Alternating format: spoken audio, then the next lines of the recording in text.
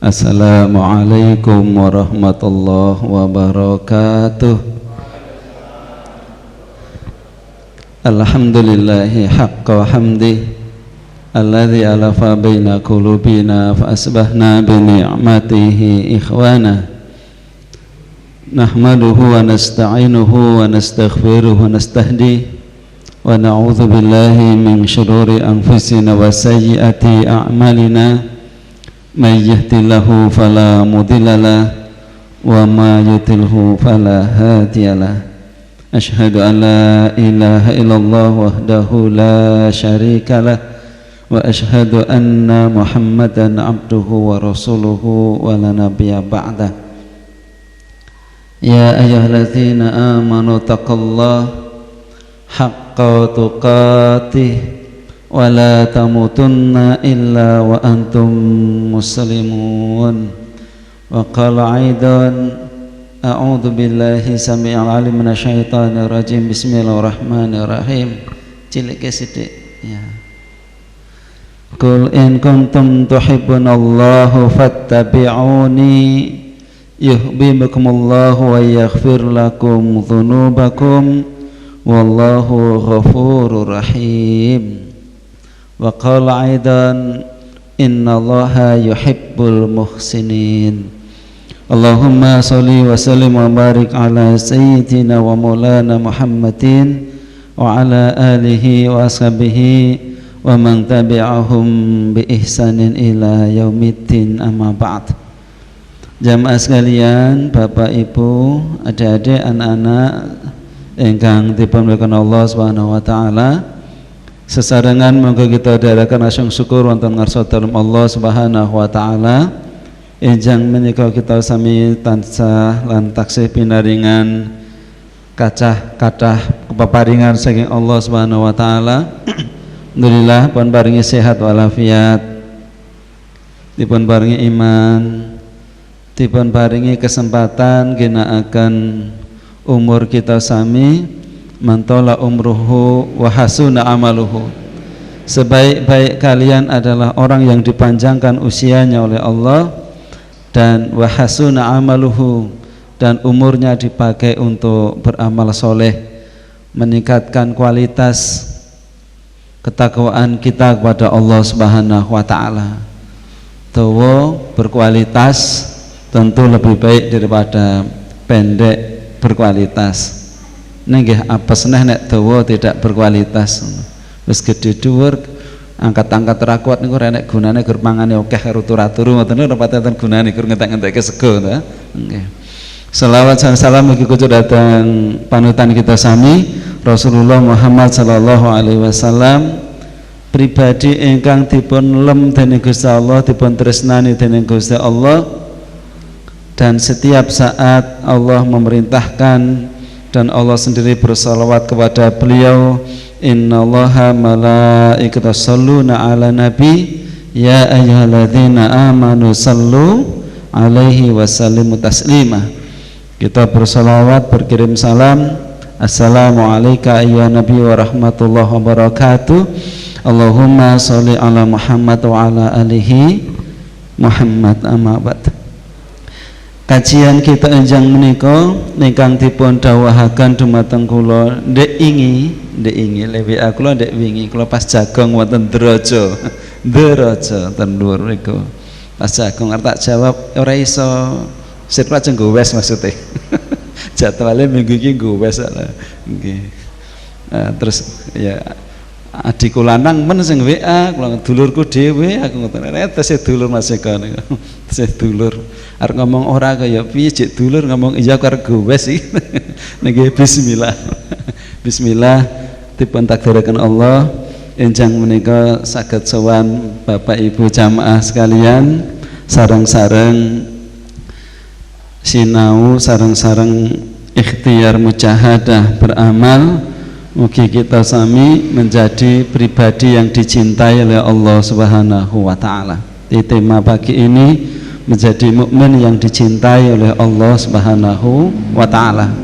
PR niku sing dipun paringaken dhateng kula. Nggih.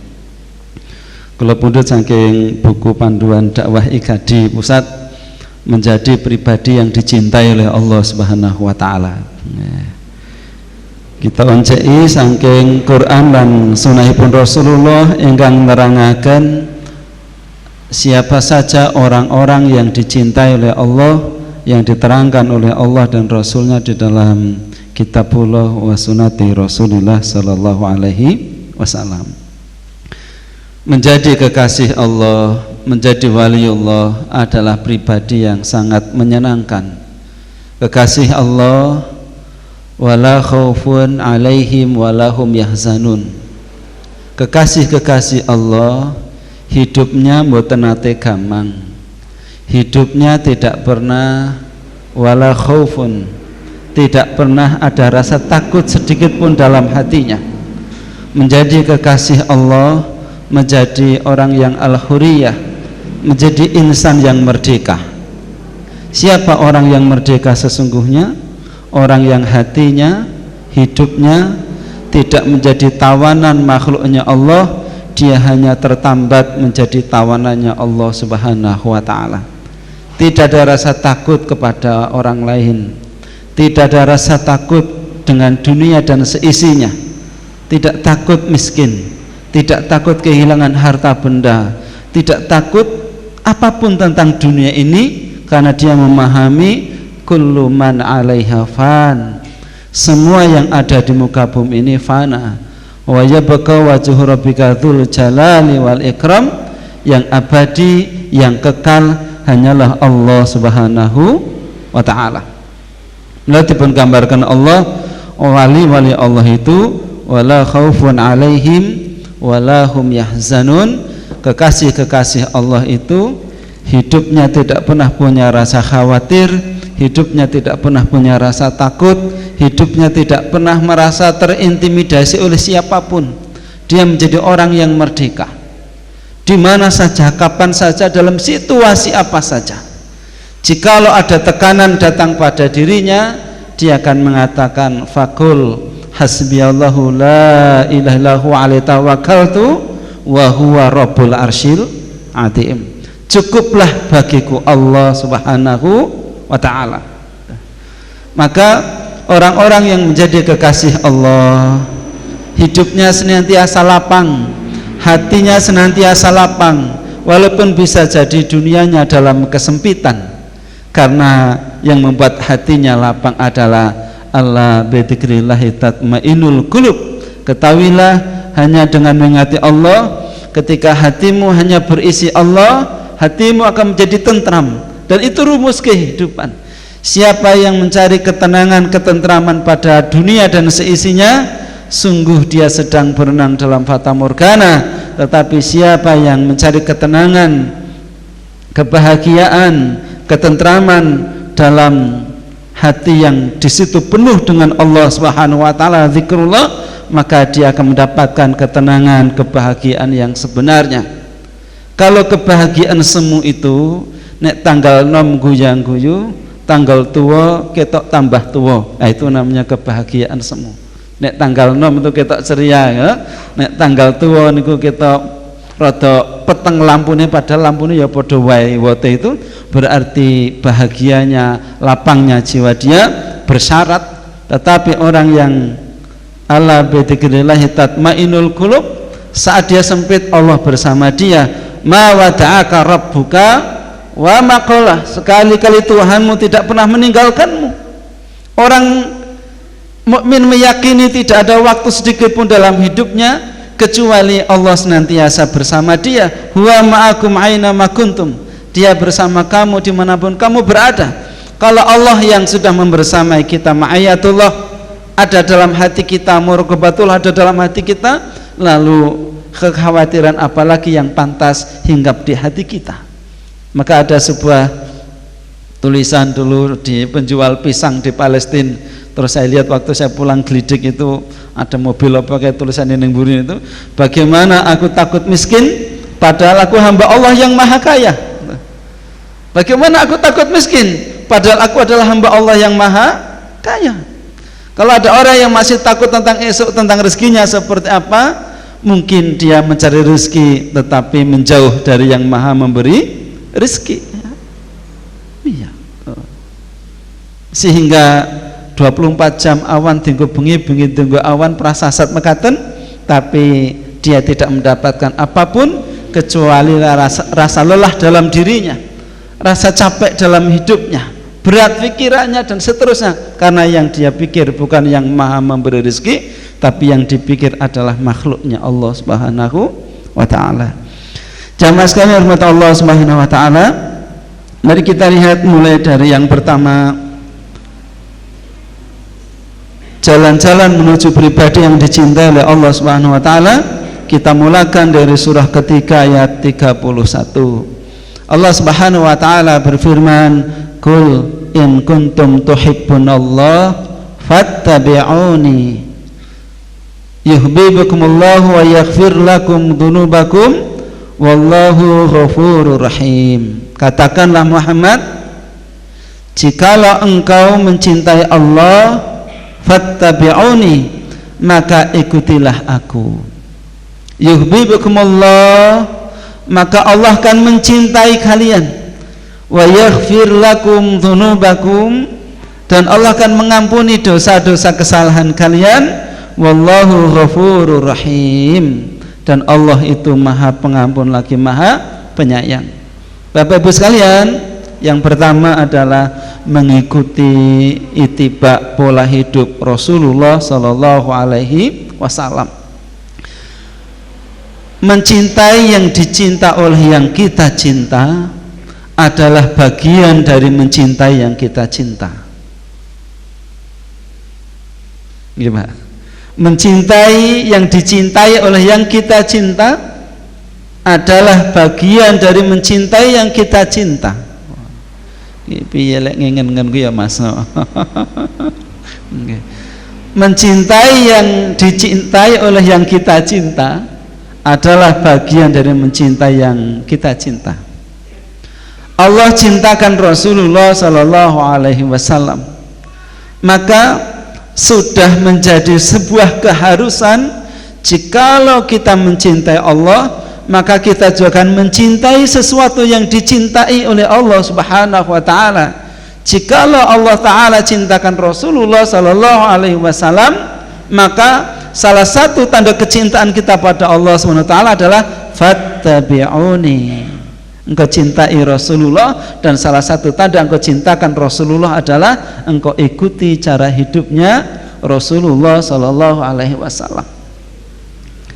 Akhir zaman ini ada keanehan, ada orang yang menyatakan cintakan Rasul, berselawat kepada Rasul, berkirim salam kepada Rasul, dan berhajat di akhirat mendapatkan syafaatnya Rasul, tetapi dia menyakiti orang yang dicintai oleh Rasulullah Sallallahu Alaihi Wasallam. Dia mengatakan cinta Rasul, berselawat kepada Rasul, berkirim salam pada Rasul, berhajat di akhirat kelak mendapatkan syafaatnya Rasul, tetapi dia menyakiti Rasulullah Sallallahu Alaihi Wasallam. Al ulama warathatul anbiya, ulama itu pewarisnya para nabi. Berarti ulama itu adalah orang yang dicintai para nabi. Lalu bagaimana mungkin engkau mengatakan cinta kepada nabi sementara ulamanya engkau zalimi, ulamanya engkau penjarakan, ulamanya engkau nistakan, ulamanya engkau sakiti? Bagaimana engkau ingin mendapatkan syafaatnya Rasulullah kalau dzurriyyahnya engkau sakiti? Simpel apa? Ahli waris Nabi itu ada dua.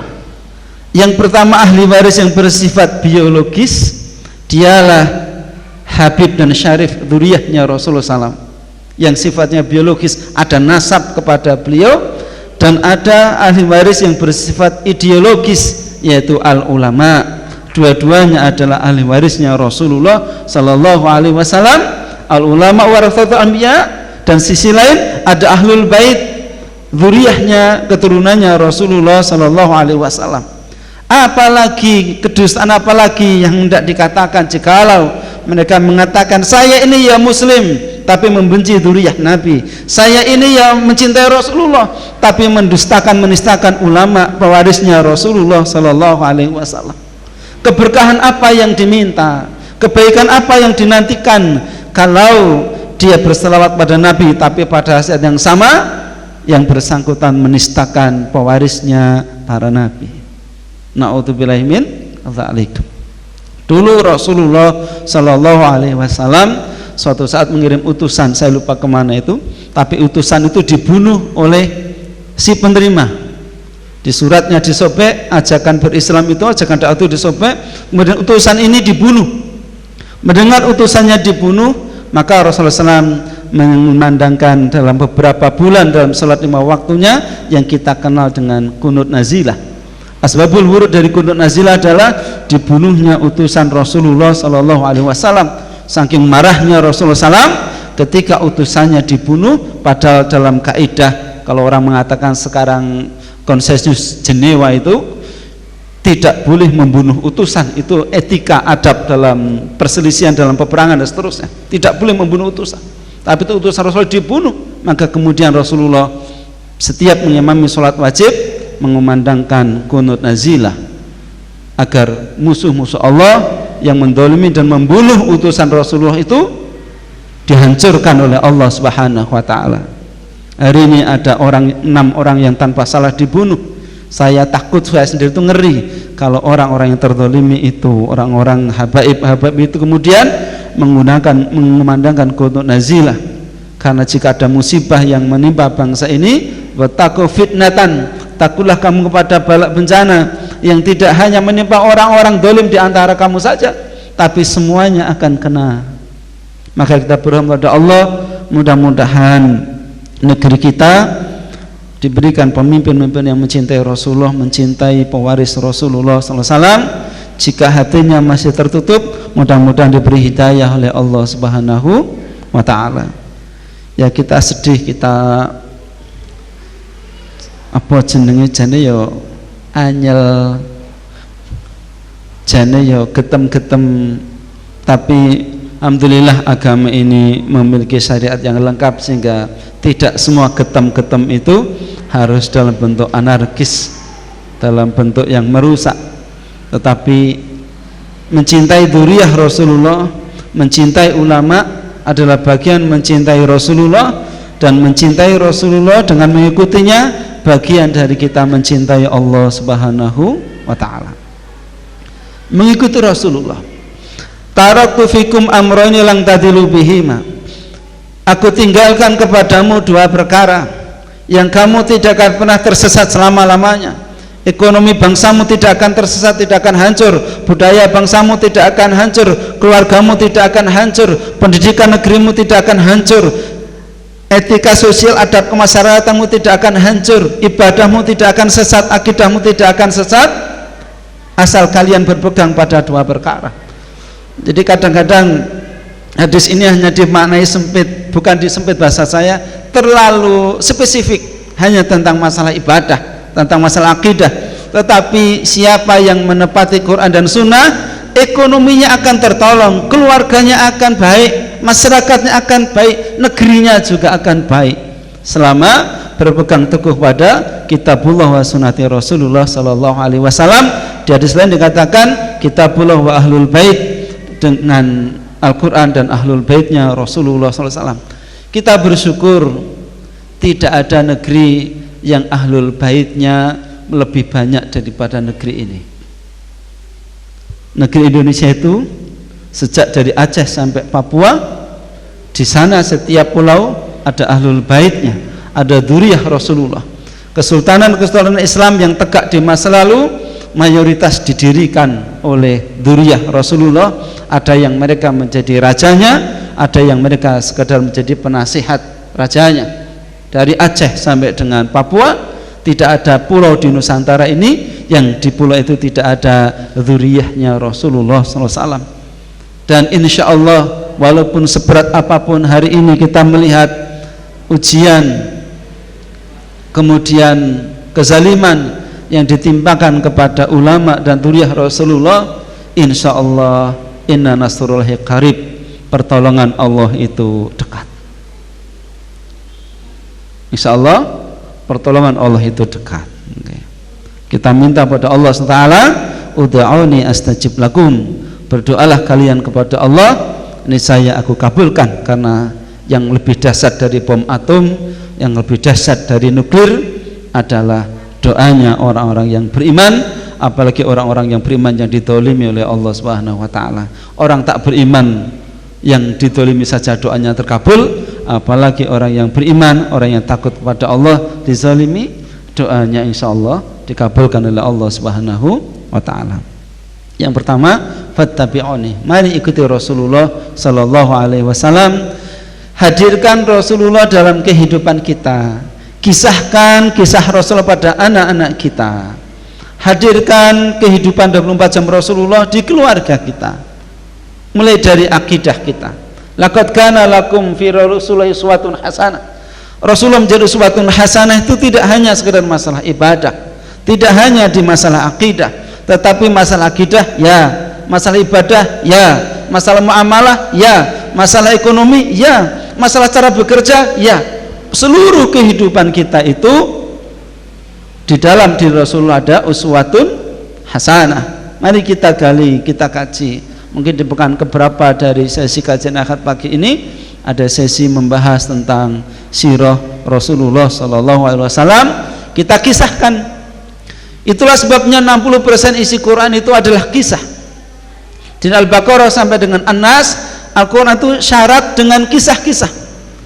Kenapa syarat dengan kisah-kisah? Allah ingin mengajarkan pada kita bahwa salah satu metode tarbiyah yang terbaik, salah satu metode pendidikan yang terbaik, yang tanpa menggurui, tanpa menyinggung, itu adalah kisah dongeng. Dongeng itu kan jadi ngajari tapi tanpa terkesan menggurui. Itulah Al-Quranul Karim, dari zat yang maha guru, yang sang murabbi, yaitu Allah Rabbul Alamin. Tetapi sang Rabbul Alamin, sang murabbi, maha murabbinya itu mengajarkan, mentarbiyah umatnya pun dengan kisah-kisah. Dia maha tahu tapi tidak sok tahu, bahasanya gitu.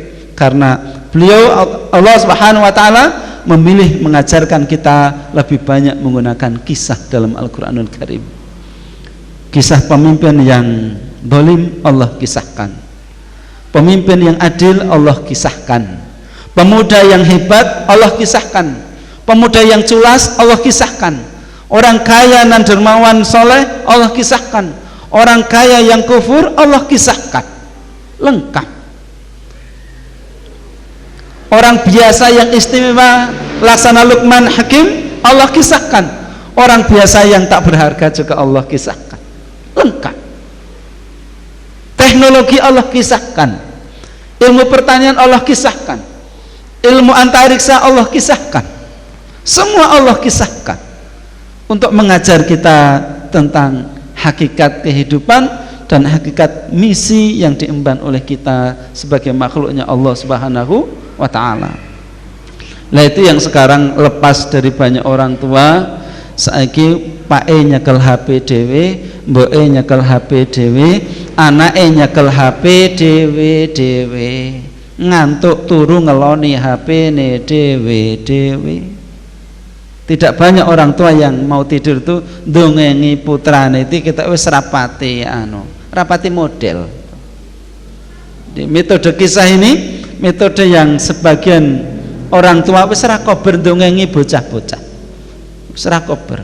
Sebab wong tuane kalah karo ku menangis Indosiar. Karo apa ngene resik iki Pak, kowe kuwi mbuh kuwi kancaku turu ya ngono kuwi ya.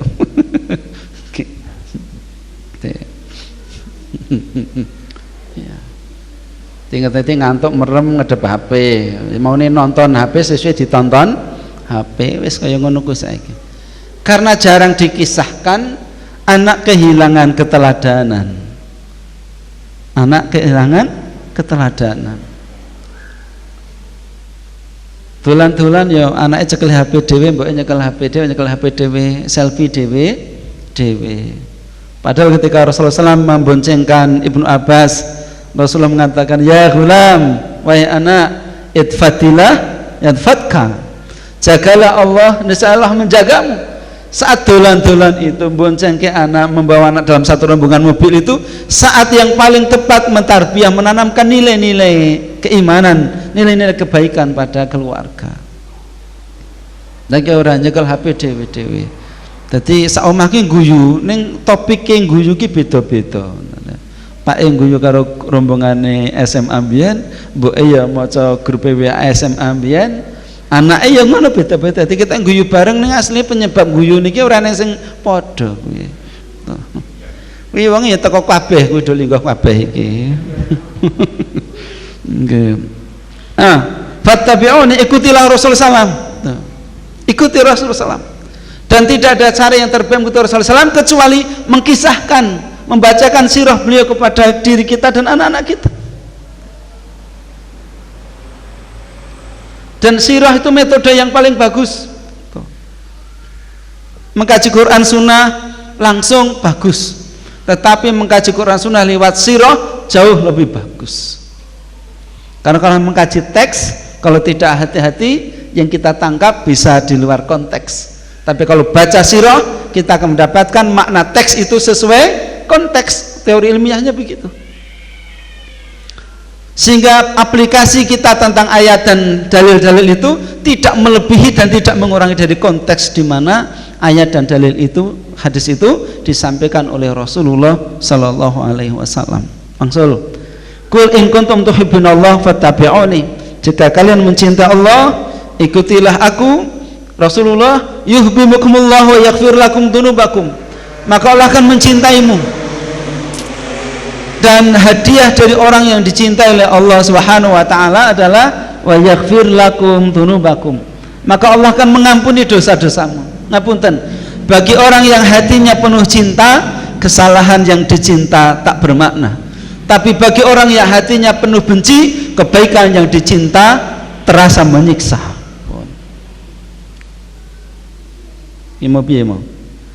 Bagi orang yang hatinya penuh cinta, kesalahan orang yang dicinta tak berarti baginya. Tapi bagi orang yang hatinya penuh benci, kebaikan orang lain itu terasa menyiksa baginya. Orang itu nek tresno banget karo piyayi, tresno karo anak kuwi, anak jane salah, tapi kesalahan anak tidak membuat dia berlaku zalim kepada anaknya, sebab di hatinya penuh cinta. Kita punya dosa kepada Allah Subhanahu wa taala, kabeh duwe dosa iki. Tapi jika Allah cintakan kita di akhirat kelak, dosane Joko, dosane jamaah pagi niki tidak direken oleh Allah Subhanahu wa taala. Anugerah terbesar itu adalah ketika kita memiliki kesalahan, tapi Allah menganggap kita tidak pernah melakukan kesalahan. Itulah makna Al-Ghaffar. Allah Maha Pengampun, maka di belakangnya ditutup oleh Allah, wallahu ghafurur rahim. Apa makna Al-Ghaffar itu? Al-Ghaffar itu sanepane urip ning donya niki wong sing wis duwe garasi sanajan rong di mobil. Niku makna Al-Ghaffar. Wong sing wis duwe garasi nadyan to rong duwe mobil.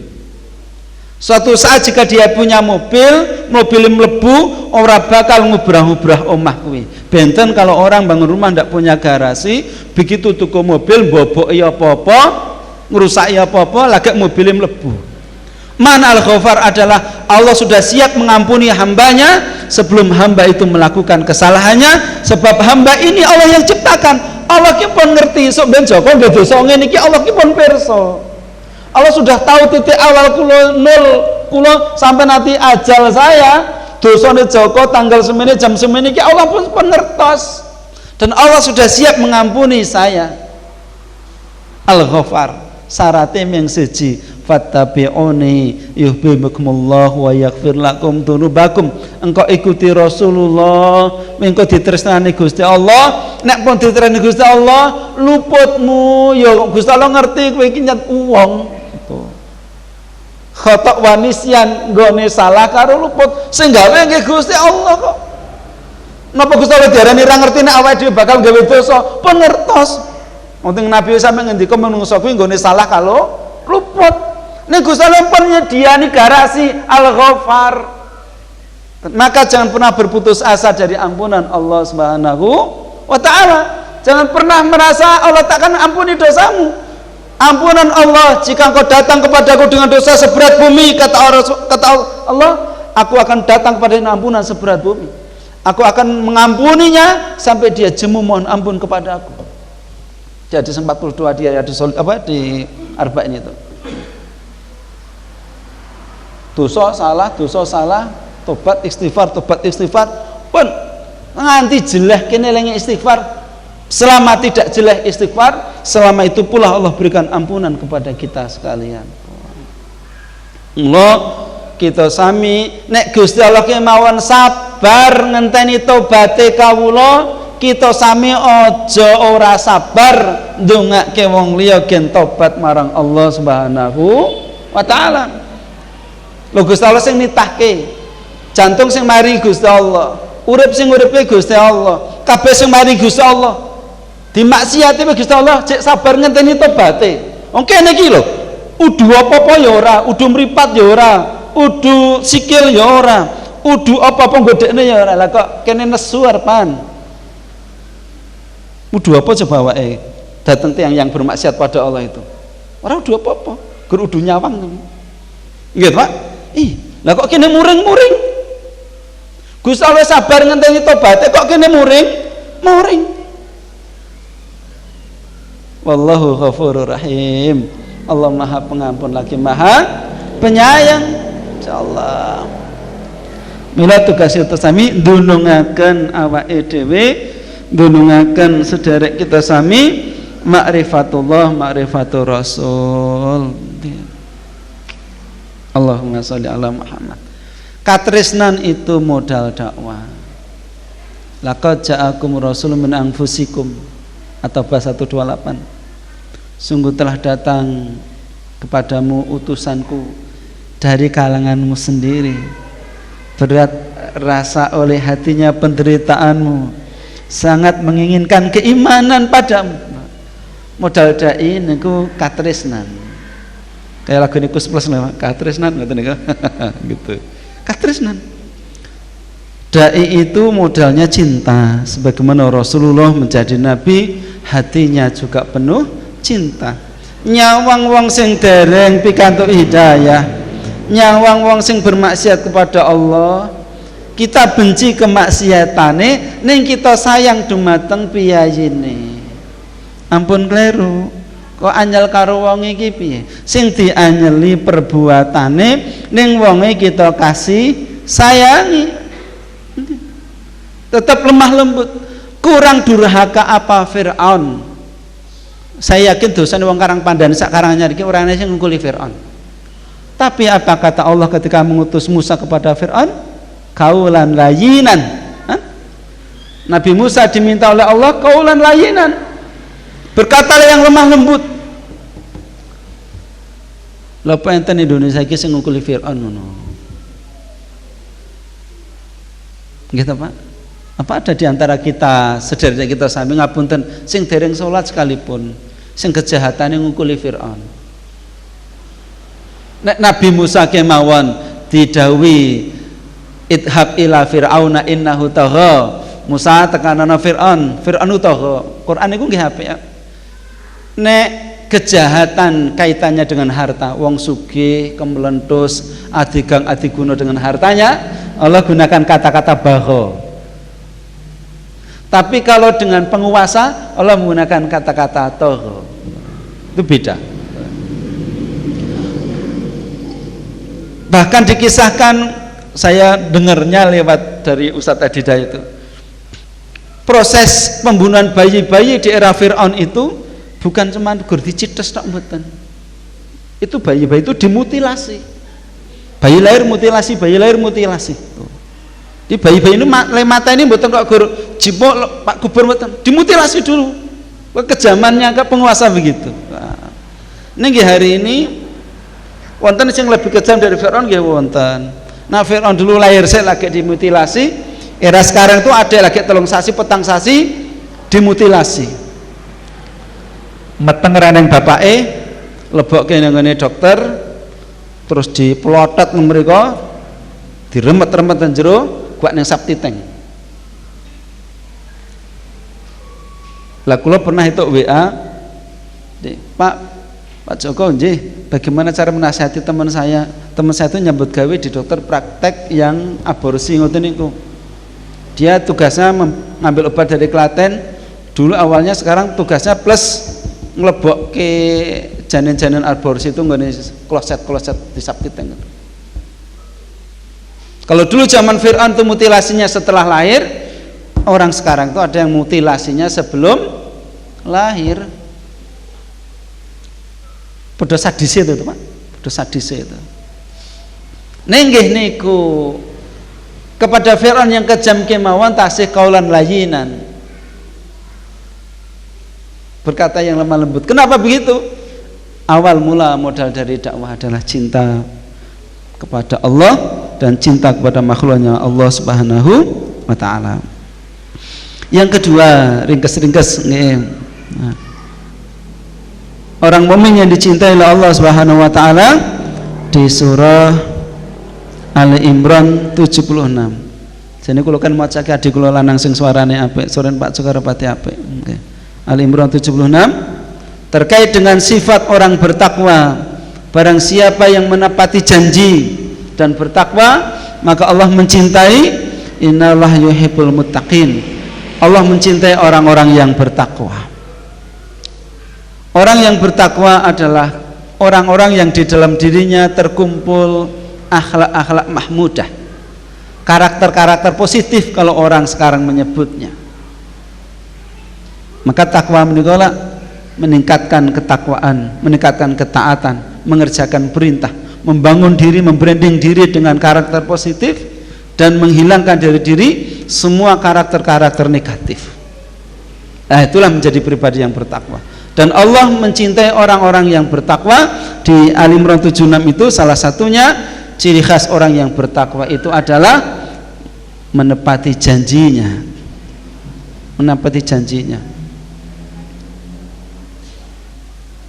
Janji apapun. Janji kita kepada Allah, iyyaka na'budu wa iyyaka nasta'in.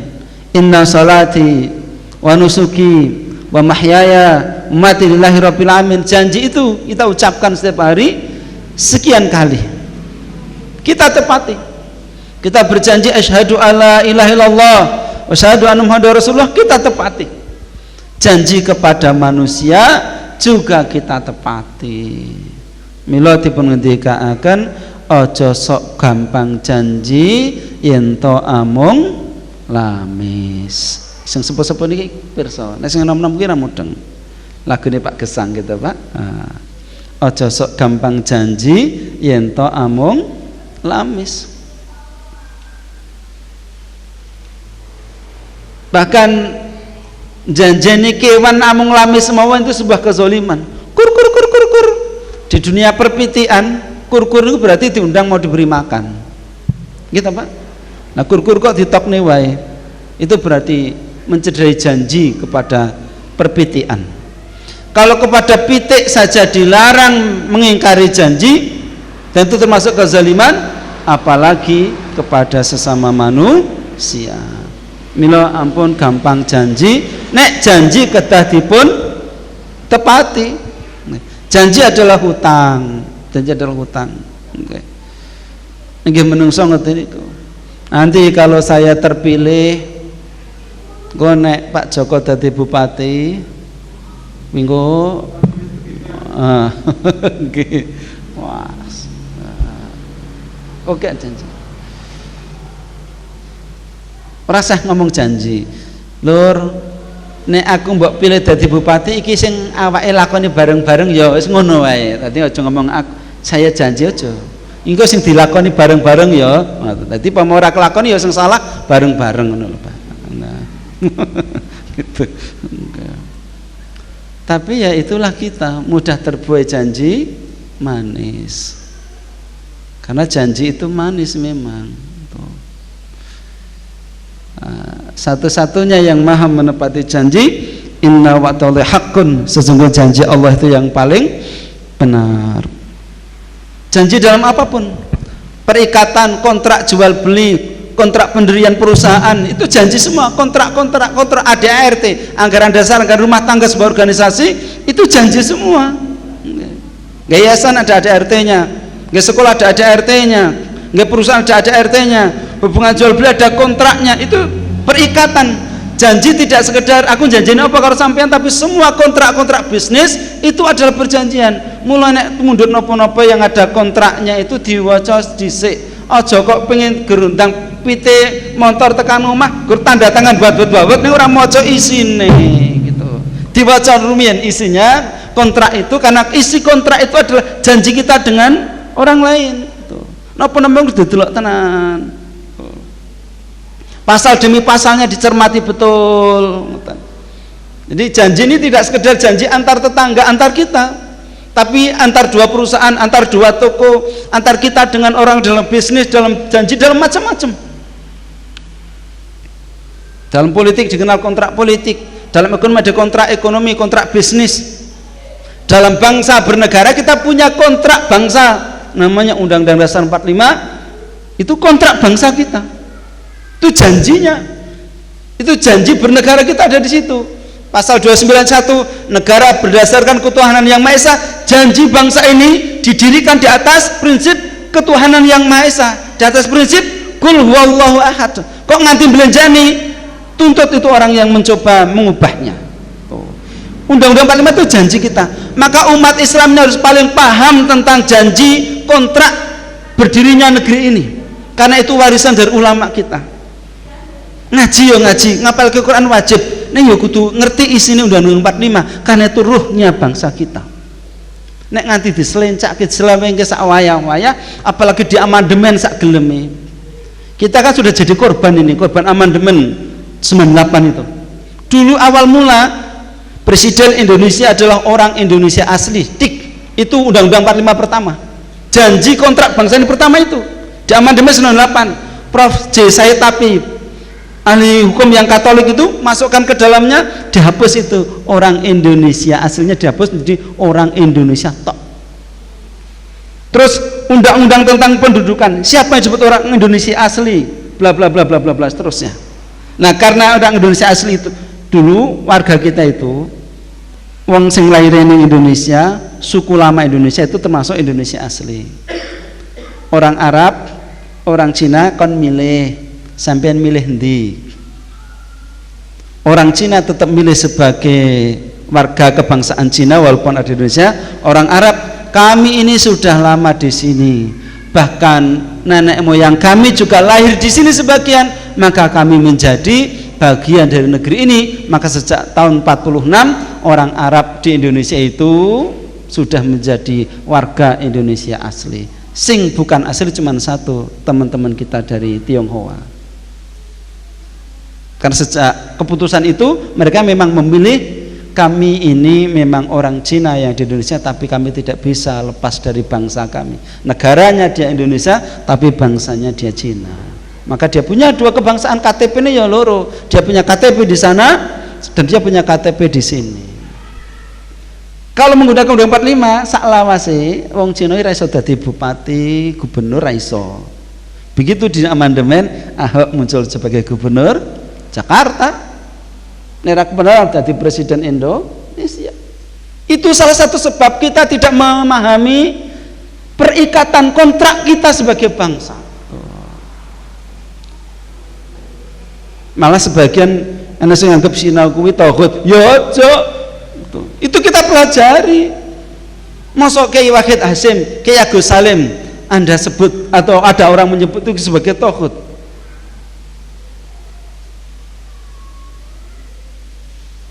Coba lek nerangke pripun coba. Kan Undang-Undang 45 itu breakdown dari BPUPKI jadi PPKI. PPKI panitia 9 kuwi. Muhammad Hatta ada. Pak Muhammad Hatta itu keturunannya pendiri Thariqah Naksabandiyah. Agus Salim enten. Kiai Wahid Hasim PBNU waktu itu wonten orang-orang soleh itu yang merumuskan itu. Masuk orang yang hafal Quran, syariat yang kelotok, terus mendirikan negara sekuler, mendirikan negara tauhid, kan mboten orang nyambung blas tuduhan-tuduhan itu. Padha karo masuk iya Pak Joko nggih pabrik minuman keras. Ngono kan yo ketoke ora mungkin gathuk gitu. Masuk kula ngedeke pabrik minuman keras. Kuwi kan yo ora gathuk gitu. Nah, mari kita jaga kita. Nah itu kita taleni. Mungkin nek mboten kebenaran diobrak-abrik. Ya ini kalau pasal Undang-Undang 45 hafal sebelum amandemen nggur sithik pasale. Sakniki pasale sak gedabiah. Tuh. di amandemen. Dulu yang menyusun hafiz Quran, saya tuh kadang-kadang mikir gitu, melancang sidak ini jam 8 misalnya. Pak Karno 22 Juni pidato tentang Pancasila. 1 Juni pidato tentang Pancasila. Bar niku nggih enten sing pidato meleh bla bla bla bla dirumuskan Pancasila. Begitu didiskusikan, jadilah 22 Juni namanya Piagam Jakarta. Waktu muncul Piagam Jakarta itu, Pak Karno nggih wonten. Ketuhanan yang Maha Esa dengan kewajiban menjalankan syariat Islam bagi pemeluknya. Waktu Pak Karno pidato, dia tidak pernah menyinggung tentang kewajiban menjalankan syariat Islam bagi pemeluknya. Tapi begitu beliau ketemu dengan ulama-ulama Muhammad Hatta, Wahid Hasyim, Agus Salim dan teman-teman Muhammadiyah di waktu itu, rumusannya menjadi ketuhanan yang Maha Esa dengan kewajiban menjalankan syariat Islam bagi pemeluknya. Pak Karno sing dianggap ilmune mumpuni, begitu bertemu dengan ulama, takzim dengan ulama, tidak protes, ada tulisan kewajiban menjalankan syariat Islam bagi pemeluknya. Lah kok anak putune malang arep gawe Trisila Ikasila, kuwi karepe piye ngono. Kan wonten yang mencoba RU HIP kemarin itu kan Trisila Ikasila. Ki putune sing ngaku dadi putune. Padahal dulu waktu nyusun Pancasila, Pak Karno wonten bertemu para ulama, muncul Piagam Jakarta, walaupun di 18 Agustus direvisi kembali menjadi ketuhanan yang Maha Esa. Itu pun alote setengah mati. Kalau jenengan maca sejarah itu melu nangis betapa ulama kita waktu itu ya padha karo iso nangis darah. Waktu itu yang di Jakarta tinggal Agus Salim, Kiai Wahid Hasyim sedang dakwah di luar, reso dihubungi. Di Jakarta ngomong si Jindil, Muhammad Hatta semua diskusi semua nyutoh. Istikharah semuanya itu baru ya wis rapopo ketuhanan yang Maha Esa. Itu perjanjian kita sebagai bangsa. Orang Islam harus memahami itu, sebab itu yang merumuskan para ulama kita. Kalau kita cintakan ulama kita, kaji itu juga. Oke. Yang terakhir yang saya sampaikan hari ini, karena sudah jam 8, orang yang dicintai Allah, yang mengedepankan kehidupan kita adalah innallaha ta'ala, sesungguhnya Allah ta'ala yuhibbu tresno dumateng ayyara ta'iban fi talabil halal, tresno dumateng kawulane ingkang kersa berlelah-lelah mencari rezeki yang halal. Walati khalaqalakum fil ardi jami'a, alam donya niki nggih jenengan, nggo awakmu, tak kek nggo sliramu kabeh. Gusti Allah remenek jenengan nyaruk sing kathah ning halal. Aja ditokno wae. Emas kae nggo sampean, minyak bumi ki nggo awake, boksit napa-napa nggo kita sami, alas sawit macem-macem kuwi nggo awake dhewe kabeh, pari jagung niku nggo sampean. Allah ciptakan untuk manusia, manggo kabeh, mang caruk kabeh. Karena dijadikan harta untuk ibadah. Sebaik-baik harta adalah harta di tangannya orang soleh, kata Rasulullah SAW. Nek wong soleh niku sugih, ngedeki masjid cepet, ngedeki pondok cepet, nguliahke anak tekan S3 kelakon. Gitu Pak? Iya. Mula sing mempeng nyambut gawe, aja leta-leta nguntak ngantuk izin apa meneh tunggal iki Pak, guru sambat wae nyambut gawe sing mempeng. Allah Ta'ala tresna dateng kawulanipun yang mau berlelah-lelah mencari rezeki yang halal. Dari sini dikatakan Allah cinta pada hambanya yang jika bekerja dengan itqan. Bahasane keren sakniki enten kerja ikhlas, kerja keras, kerja cerdas, kerja tuntas, ngoten niku. Allah cinta itu. Orang muslim itu harus ahli zikir, ahli fikir, nggih ahli ikhtiar. Tuh. Monggo ditandani. Wah. Kan awake dhewe dipun tuntunaken kon zakat mal. Leres Pak nggih? Kita kan punya kewajiban zakat mal. Ning sing iso zakat mal niku ya sing duwe bondo sing sugih, sapine 30 apa 35 kuwi sapi pedas siji wae ngenteni korban wis didol ya wis repot. Ngingu sapi gur arep golek bathi nggo korban tok. Engko ngingu sapi engko wayah korban regane lak dhuwur. Ha niate gur golek bathi korban tok. Niate iso zakat mal monggo pun. Sing apa kebone ombo kandange iso isi pirang-pirang sapine lembune 36 iso zakat mal. Nek ganti sing ngakali. Wah, iki meh setahun arep 36 iki tak dol siji 35 tak dol siji sik. Ngakali syaraté Gusti Allah. Nek sampe 35, 34 didol. Ya wis ngoten iku. Dia wedhus minimal 40. Wah, arep 40 iki 39 didol sik, gen sesuk pemana ya gerut 39 neh. Wah, kuwi jenenge ngakali syariat Gusti Allah. Nek Gusti Allah ngajaraken kita sami zakat mal, kan dadi wong sugih, monggo makarya sareng-sareng. Nek ngertos dalan halal, kerjakan, ambil. Pun Pak Joko sering matur, awake dhewe niki sugih ra apa-apa sing penting halal timbang duwite sithik ora halal pun. Nggih, Pak. Ya, Mas. Sugih ra apa-apa sing penting halal timbang duwite sithik ora halal. Nggih, Bu? Nggih. Pun. Duwite kathah napa sithik niku? Alhamdulillah. Wis pokoke mengke golek kanca melih. Nggih. Nah, gen iso zakat mal. Masa ganjarane gur zakat fitrah wae. Napa? Ya ono yen gur zakat fitrah wae iki piye ngoten. Niki PR kita sami. Allah SWT cinta pada orang yang bekerja keras. Nabi kedatangan seorang pemuda, ya Rasulullah kula niki kere. Kula nyuwun wis aja, kowe duwe apa ning omah? Kula ndek karpet ning elek, wis gone rene karpetmu.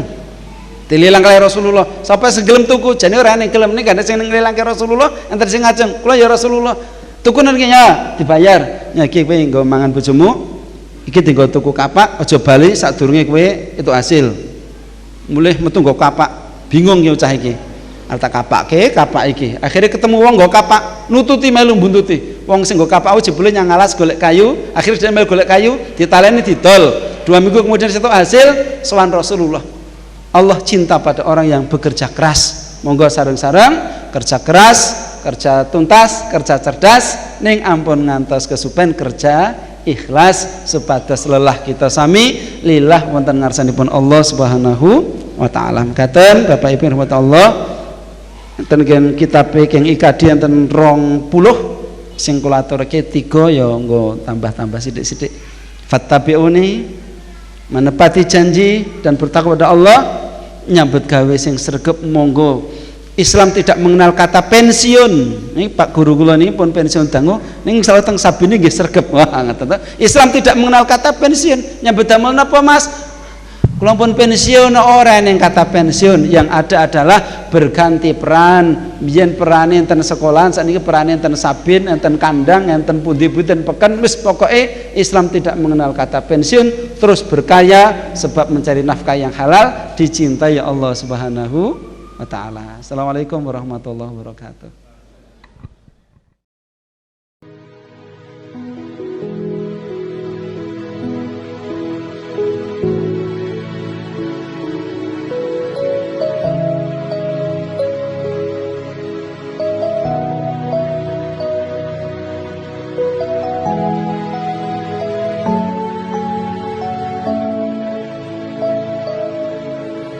Ya